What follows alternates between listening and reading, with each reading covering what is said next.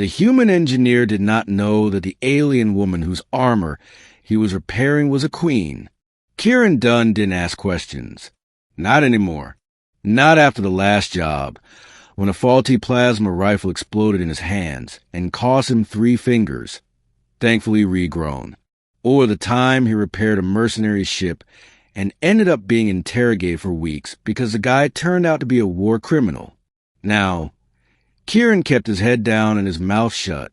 A bolt was a bolt, a circuit was a circuit, and armor was armor, even if it was unusually elegant and humming with unfamiliar energy signatures. The owner of the armor stood in the corner of his cramped workshop, silent, watching him with unreadable eyes. Tall, composed, wrapped in a dark cloak that couldn't quite hide the regal way she carried herself. Her face was partially obscured by the hood, but her pale silver skin and softly glowing eyes marked her as not just alien, but important. Kieran didn't care. He had a job to do.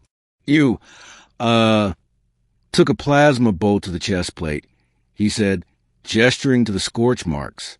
Didn't breach the main seal, but it nearly melted your shield matrix. Impressive you're still standing.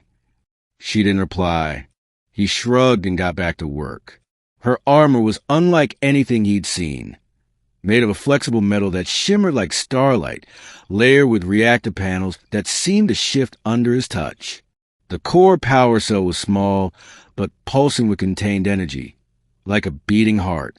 He spoke more as he worked, partly out of habit, partly to fill the silence. Looks like the system's been modified. Custom shielding, non-standard energy rerouting. Did you do this yourself? Still no answer. Right. The quiet type. He kept working. Tools whirred. Sparks hissed. Time passed. Finally, after nearly 2 hours, he closed the chest plate with a satisfying click. There. Good as new. Maybe better. I adjusted the thermal buffering and replaced a few damaged lines. It should hold up better next time someone tries to kill you. She stepped forward, her cloak brushing the floor like flowing ink. With careful fingers, she lifted the armor and studied his work. Then, for the first time, she spoke. You are skilled. Her voice was low and smooth, each word pronounced with clarity, like someone used to being listened to. Kieran gave a small smile. Thanks. Just a mechanic, though. You underestimate yourself. He blinked. Most people do the opposite.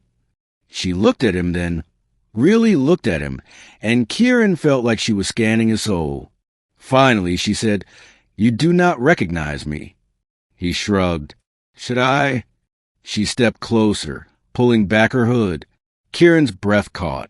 Her features were sharp, symmetrical, glowing faintly with inner light.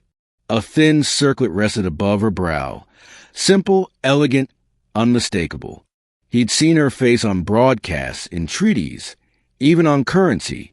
She was Queen Aevira of the Vaelari Dominion, ruler of 1,000 systems, one of the most powerful beings in the known galaxy. And he'd just lectured her about heat shielding. Kieran stood up too quickly and knocked over his toolkit. Your Majesty, I didn't know. She held up a hand, silencing him. I did not come here to be bowed to, she said. I came because I needed help. And you gave it without hesitation, without flattery, without fear. That is rare.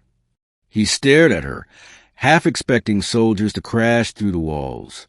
Instead, she reached into her cloak and retrieved a small crystal disc.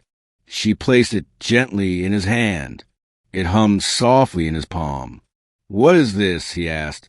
A mark of royal favor, she said. Present at any Vaelari outpost, and you will be granted aid, sanctuary, or protection. Whatever you need.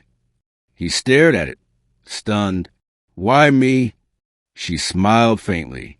Because even queens need someone who will speak to them like a person and fix what is broken without question. With that, she donned her repaired armor, fastened her cloak, and turned to leave. At the door, she paused and glanced back. If I need repairs again, engineer done, I will return. Kieran scratched his head, still holding the glowing disc. I'll keep your file open, Your Majesty. And then she was gone, leaving behind only the scent of ozone, a perfectly fixed set of armor, and a very confused mechanic with royal favor in his hand.